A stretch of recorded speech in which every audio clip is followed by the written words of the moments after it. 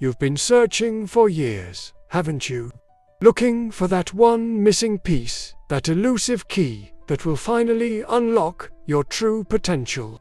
You've read the books, watched the videos, maybe even attended the seminars, yet something continues to hold you back. That invisible force that seems to sabotage your progress just when you're about to break through. What if I told you that nearly a century ago, Napoleon Hill discovered the exact thought pattern that creates this self-sabotage cycle, and more importantly, the precise mental shift that can break it instantly? This isn't just another motivational concept. It's the foundational principle that separates those who merely dream from those who actually achieve. In the next few minutes, you'll discover why this single thought pattern has remained hidden in plain sight, and how implementing it today could finally release you from the prison you've built in your own mind. Your mind is the most powerful force in your personal universe, yet you've likely been using it against yourself without even realizing it. Every day, you wake up and immediately begin reinforcing the mental chains that keep you exactly where you are. Napoleon Hill, after studying over 500 of the world's most successful individuals for more than 25 years, made a discovery so profound, yet so simple, that most people dismiss it before truly understanding its power. He discovered that thoughts are things, living, breathing entities that shape your reality with absolute precision. But not just any thoughts, specifically. The thoughts you consistently entertain and emotionally charge become the architecture of your life. Look around you right now. Your current circumstances, your bank account, your relationships, your health, your achievements or lack thereof, none of these are accidents. They are the physical manifestations of your predominant thought patterns. The prison walls you perceive as external circumstances were built brick by brick through the thoughts you've harbored year after year.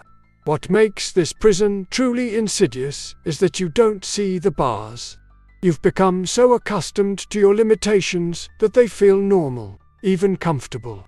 The way you automatically dismiss new opportunities, the way you rationalize playing small, the way you sabotage progress, these aren't random behaviors.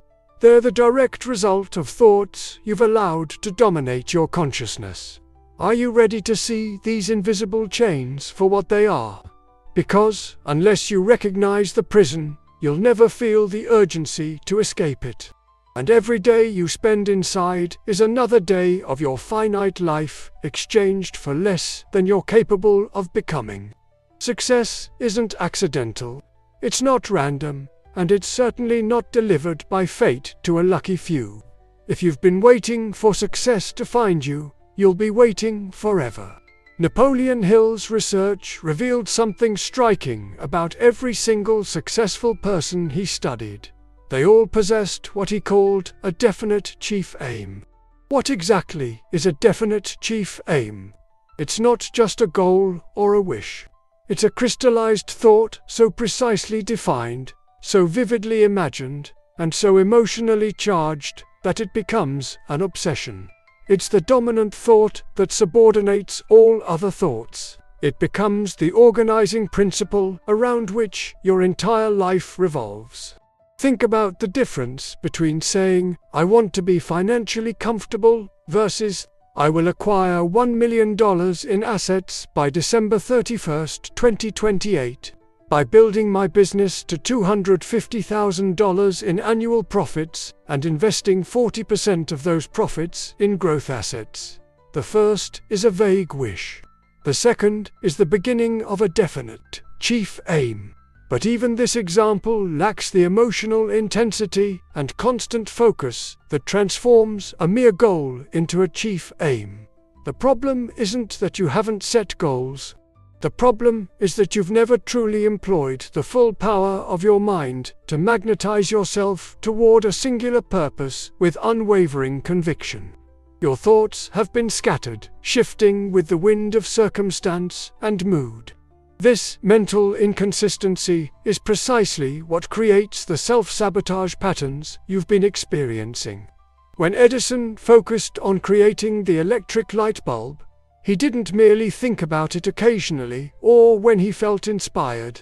It consumed him. It became the filter through which he processed every experience. Every failure was merely data. Every setback, just another step on the inevitable path to success. This singularity of purpose is what allowed him to persist through 10,000 failed attempts. What in your life has received this level of mental dedication? If you're honest with yourself, probably nothing. And that's precisely why your results have been mediocre at best. Half-hearted thoughts produce half-hearted results. Occasional commitment creates occasional progress, followed by inevitable backsliding. Today, you stand at a crossroads. Will you continue with the mental drifting that has characterized your life so far? Or will you finally harness the full power of your mind by selecting and magnetizing yourself toward a definite chief aim?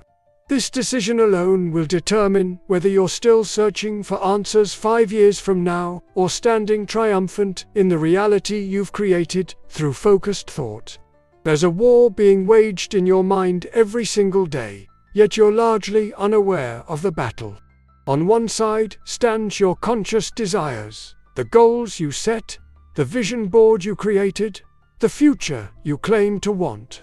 On the other side stands a far more powerful force, your subconscious programming, the invisible saboteur that has been determining the actual trajectory of your life. Napoleon Hill identified this internal conflict decades before modern neuroscience confirmed it. He called it the battle between positive and negative emotions, between faith and fear. Today, we understand it as the conflict between your conscious mind and your subconscious programming. The conscious mind might set a goal, but the subconscious mind determines whether you actually pursue it consistently. Think about the last time you started strong on a new goal or habit, only to find yourself mysteriously losing motivation or creating circumstances that made continuing impossible. That wasn't random. It was your subconscious programming asserting its dominance over your conscious intentions. Your subconscious mind doesn't care about your dreams. It cares about maintaining consistency with your existing self-image and beliefs. If you consciously desire wealth but subconsciously believe you don't deserve it or that rich people are somehow unethical, guess which force will win? If you consciously want a healthy body, but subconsciously associate exercise with pain and deprivation, rather than power and vitality, your subconscious will create endless justifications for skipping workouts. The most dangerous aspect of this invisible saboteur is that it operates outside your awareness. It doesn't announce itself. It doesn't tell you, "I'm going to sabotage your diet today because deep down you believe you don't deserve to look good." Instead, it simply generates thoughts that seem reasonable in the moment.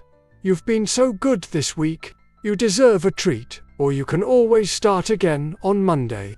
Napoleon Hill understood that unless you identify and reprogram this subconscious saboteur, no amount of conscious willpower or temporary motivation will create lasting change.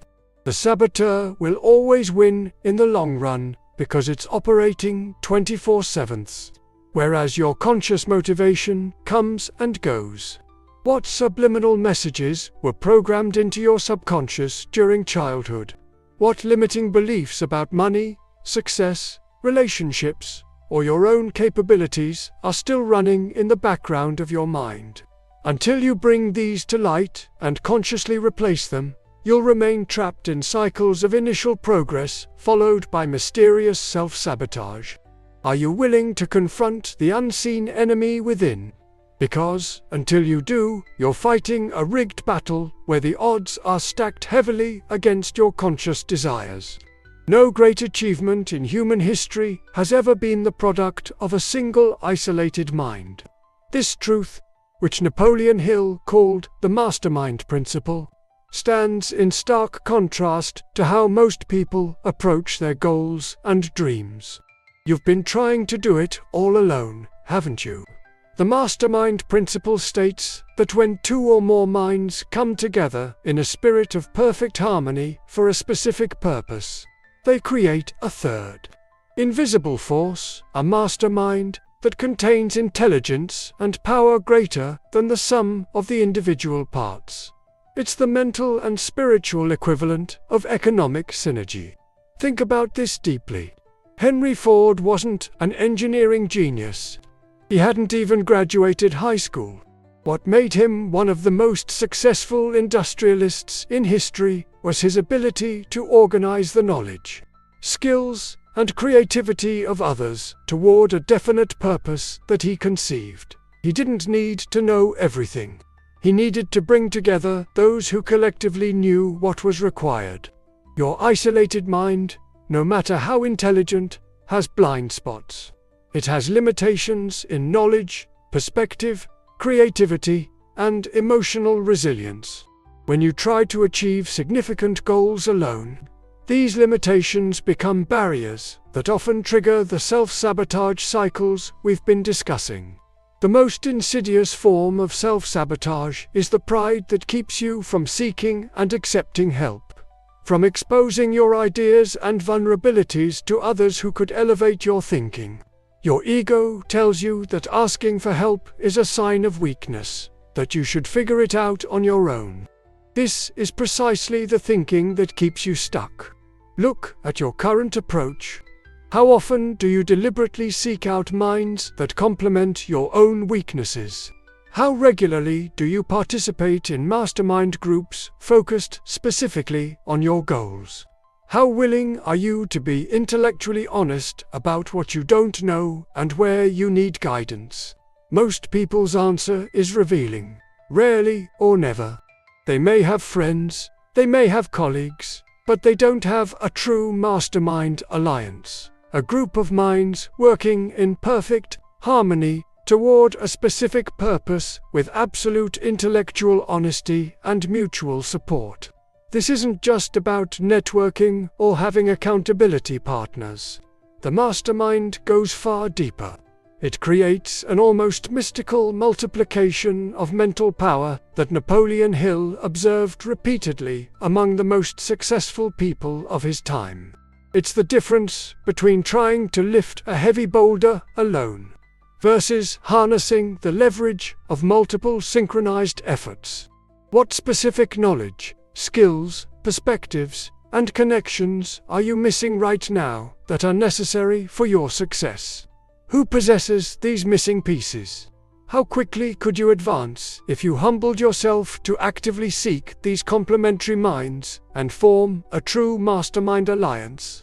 The choice is yours. Continue struggling against your limitations alone, or exponentially multiply your mental power through the principle that built empires.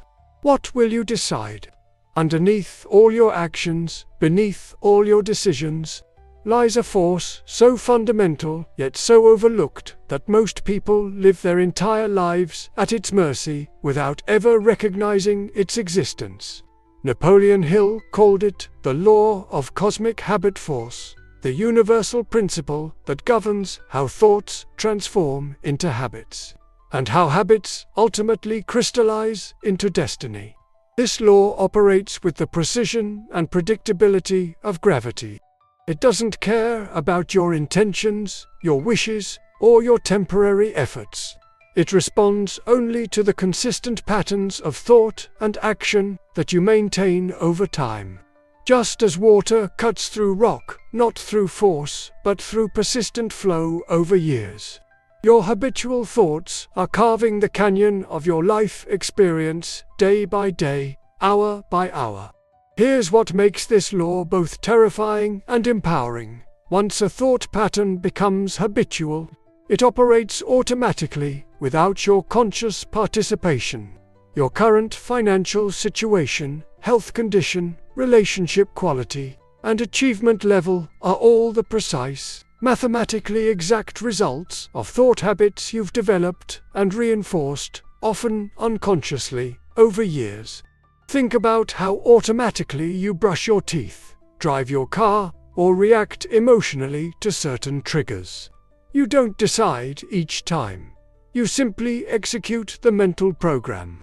Now, extend this understanding to how automatically you think about money, success, your capabilities, and your future. These thought habits are running on autopilot, creating corresponding actions that produce inevitable results. The self-sabotage cycles you've been experiencing aren't random or mysterious when viewed through this lens. They're the predictable outcomes of your habitual thought patterns. You don't suddenly fail or give up. You simply revert to your dominant mental habits when the initial excitement of a new goal fades. The liberating aspect of the cosmic habit force is that it can be redirected. Through conscious, persistent effort focused on maintaining new thought patterns, you can establish new mental habits that will then operate with the same automatic precision to create different results. But this requires understanding the true nature of habit formation at the thought level, not just the action level. Most people approach habit change backwards. They try to change actions without first addressing the thoughts that drive those actions. It's like trying to change the direction of a river's flow by moving the water at its mouth, rather than redirecting it at the source. The source is always your thoughts. How consistently are you applying mental discipline to reshape your thought habits? How aware are you of the automatic mental patterns that run beneath your conscious awareness? The cosmic habit force is working with mathematical precision in your life right now, either reinforcing the reality you've already created or building a new one, depending entirely on the thought patterns you consistently maintain. Will you continue allowing this cosmic force to operate by default, cementing your current results? Or will you harness its power by consciously directing your thought habits toward your definite chief aim? This single decision, implemented with persistence, could transform everything.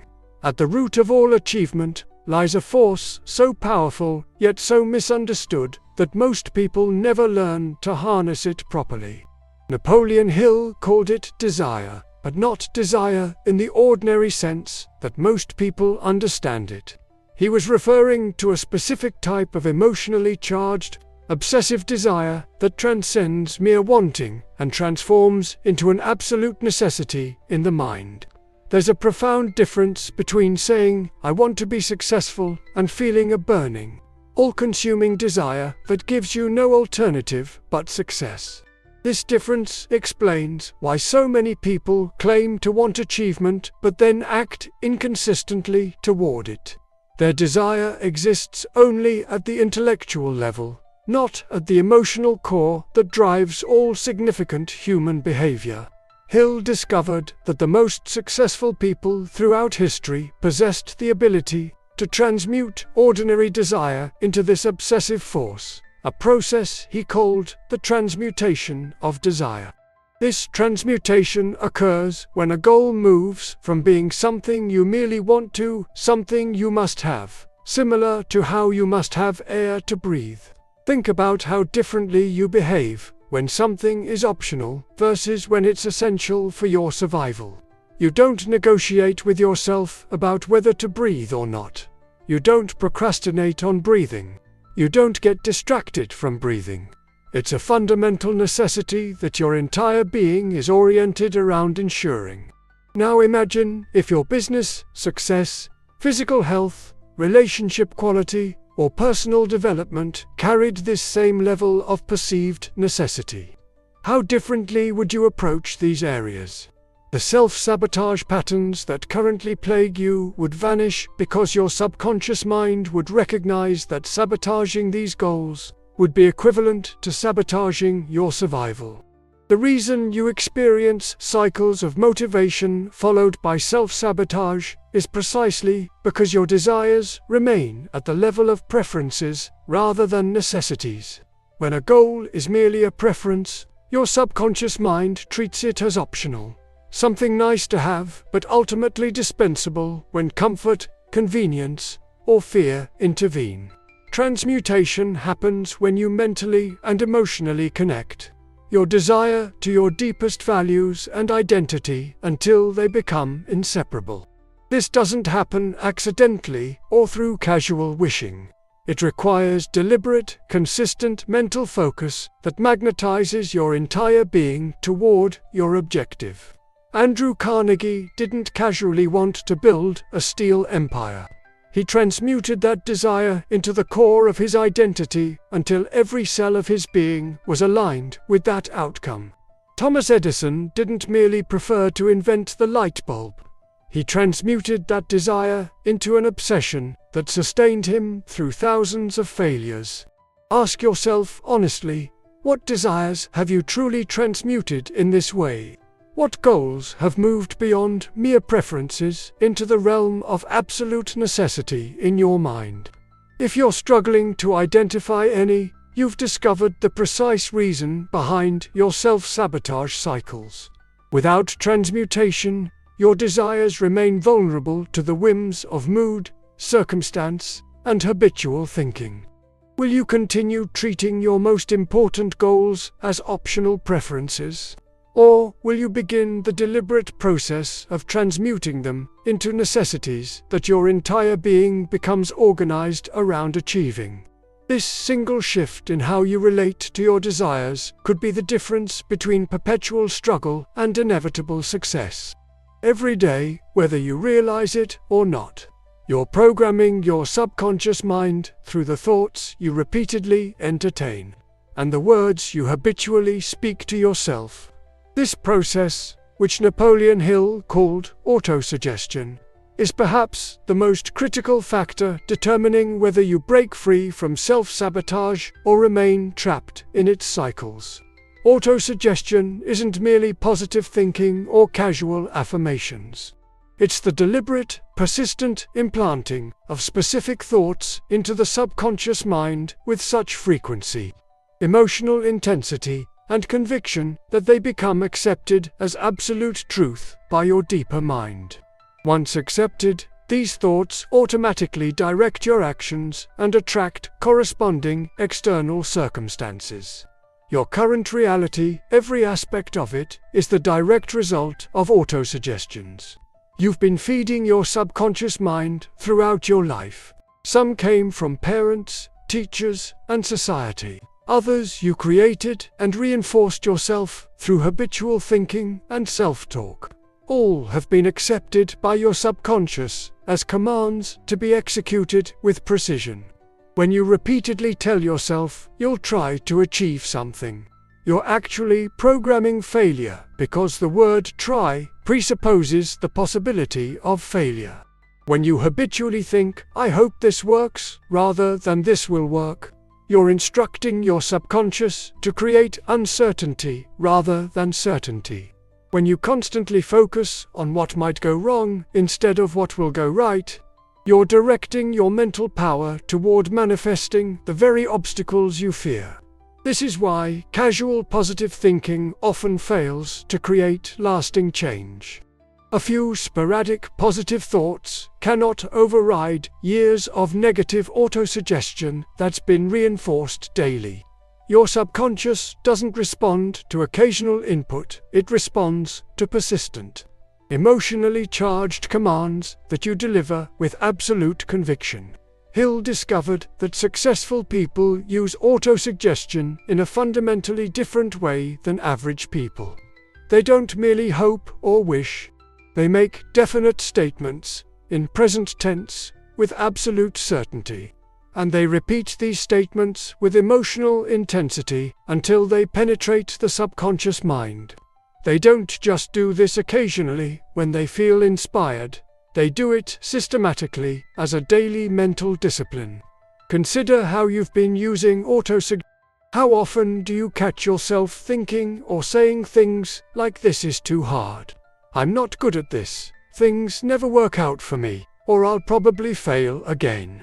Each of these statements is a command to your subconscious mind, which cannot distinguish between helpful and harmful instructions. It simply executes whatever programming you provide most consistently. The key insight here is that autosuggestion works whether you use it intentionally or not. Right now, you're using it by default, reinforcing whatever thought patterns have become habitual.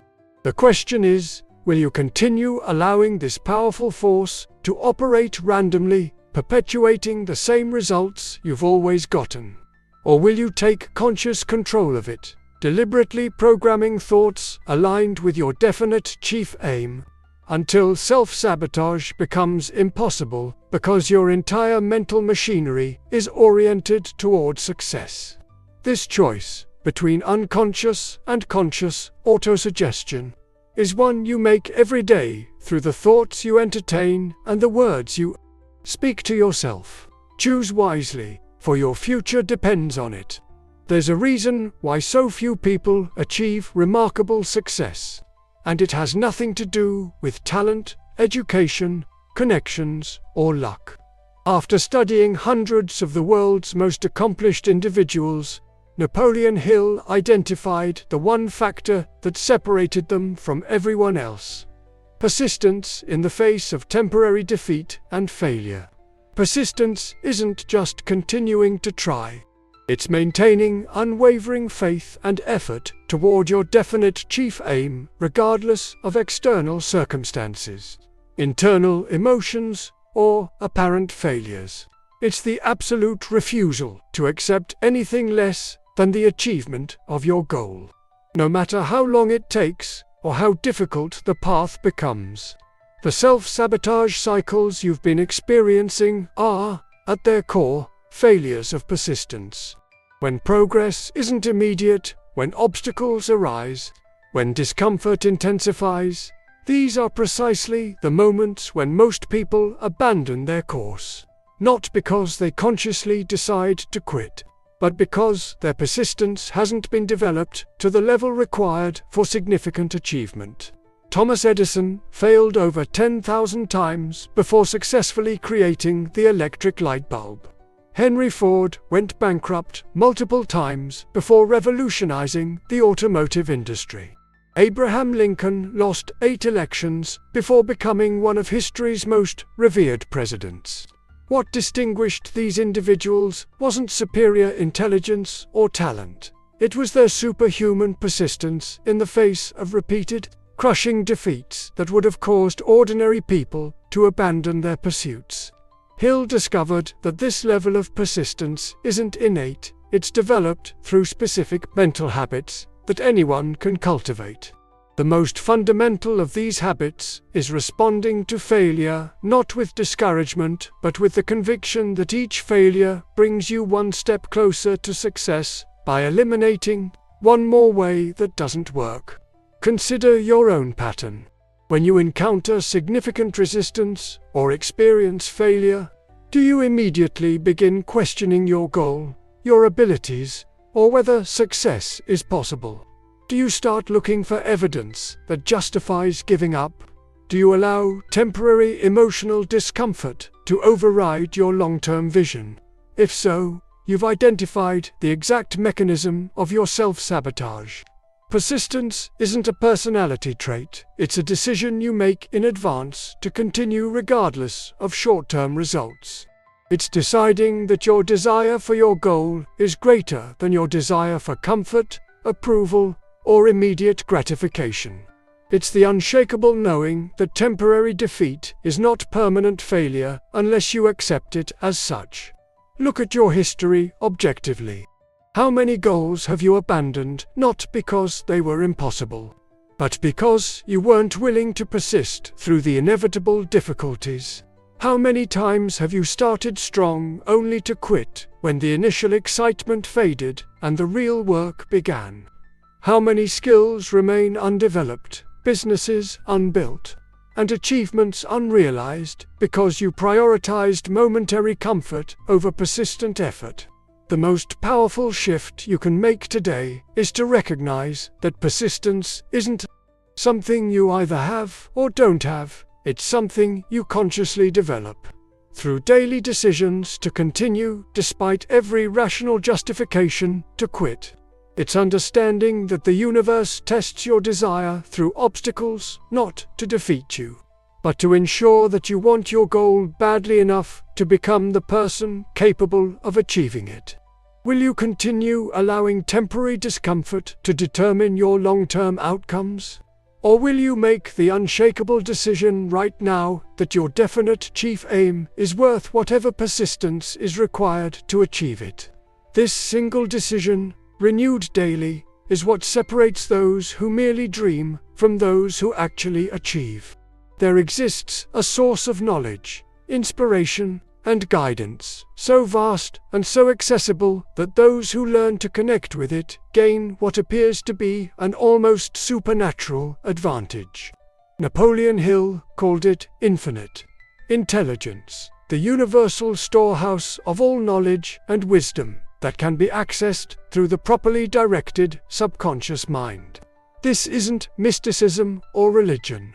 It's a practical observation Hill made after studying hundreds of history's most successful individuals. These remarkable achievers consistently reported moments of insight, creative solutions, and strategic awareness that seemed to come from beyond their conscious reasoning, often arriving during sleep, meditation, or moments of deep mental relaxation.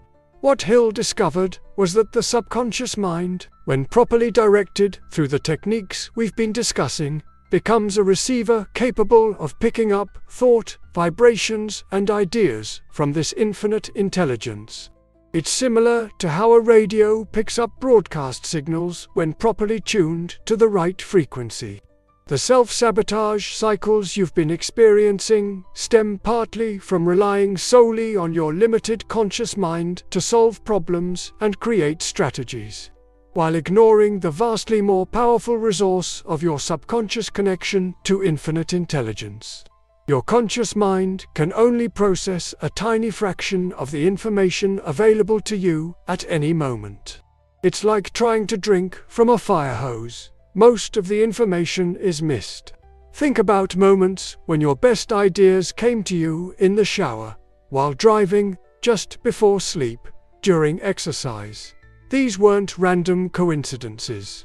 These were moments when your conscious mind temporarily relaxed its grip, allowing your subconscious connection to infinite intelligence to deliver insights that your analytical mind couldn't access through effort alone.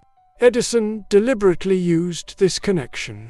When facing difficult technical problems, he would lie down on his laboratory couch, holding steel balls in his hand positioned over metal pans on the floor. As he drifted toward sleep, his conscious mind would relax, allowing his subconscious to connect with infinite intelligence. When solutions arrived, his hand would relax, dropping the balls, making enough noise to wake him so he could capture the insights. Most people never develop this connection. They rely entirely on conscious effort, willpower, and analytical reasoning, all of which are severely limited compared to the resources available through the subconscious mind's connection to infinite intelligence. This explains why you can struggle for weeks with a problem, only to have the perfect solution pop into your mind while doing something completely unrelated. How deliberately have you been cultivating this connection? Do you create regular periods of mental relaxation specifically intended to receive insights related to your definite chief aim? Do you ask clear questions of your subconscious before sleep, expecting answers upon waking? Do you practice the mental quieting necessary to hear the subtle guidance that's always available but drowned out by the noise of constant activity and distraction? The most successful individuals throughout history, whether they called it infinite intelligence, the universal mind, or simply intuition, all developed systematic practices for accessing this limitless resource. They understood that the greatest achievements don't come through forced mental effort alone, but through the harmonious blending of conscious direction and subconscious receptivity? Will you continue relying solely on your limited conscious resources, or will you begin developing your connection to this infinite wellspring of insight, creativity, and guidance that has fueled history's greatest achievements? This single shift in how you approach problem-solving and creativity could transform your results from ordinary to extraordinary.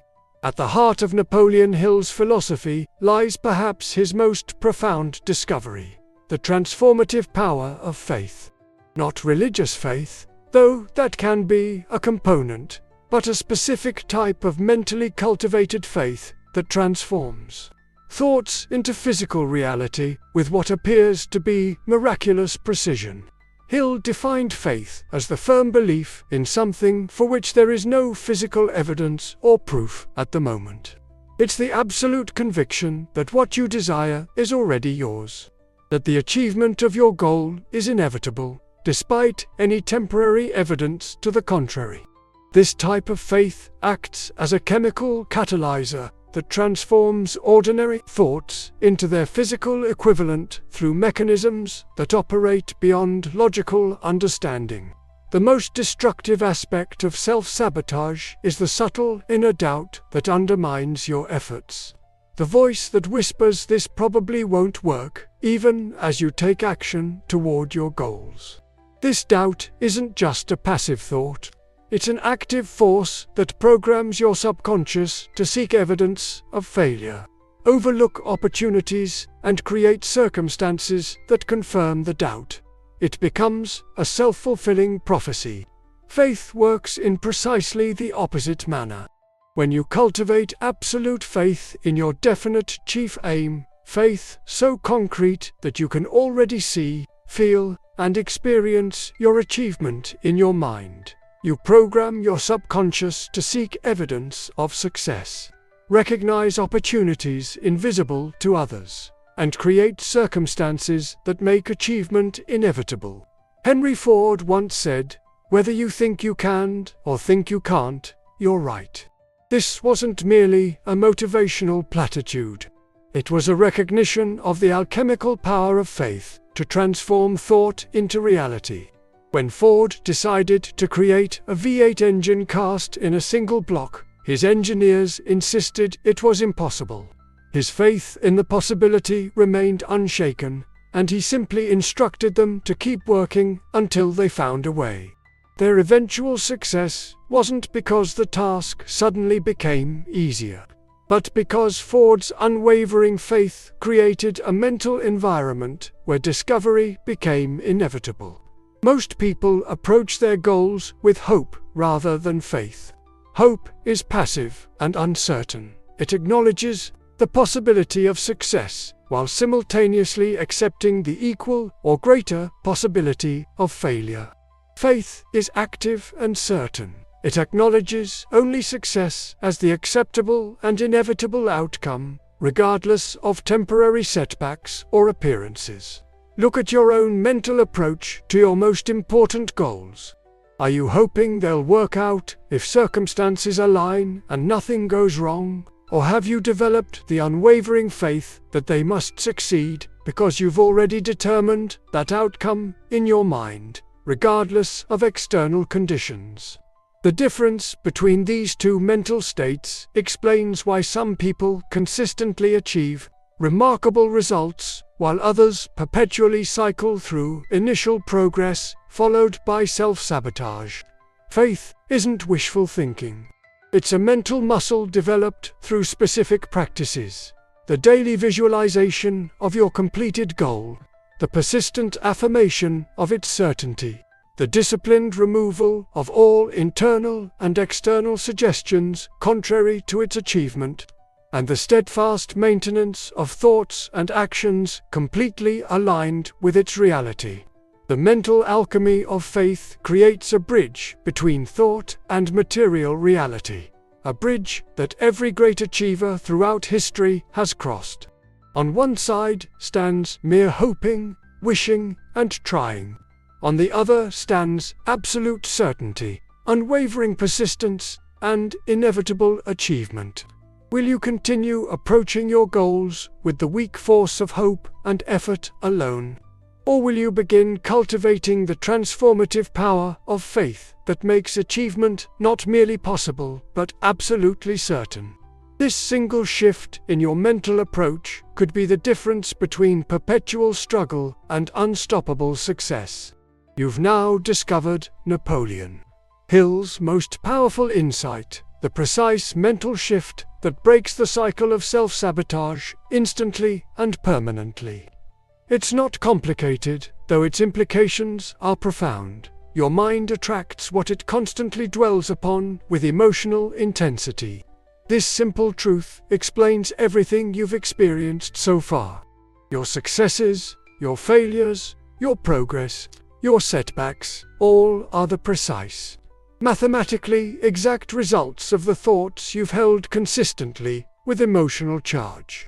Nothing in your life is accidental or coincidental when viewed through this lens. Your current reality is the physical manifestation of your habitual thought patterns, no more and no less. The self-sabotage cycles you've been experiencing aren't mysterious or beyond your control.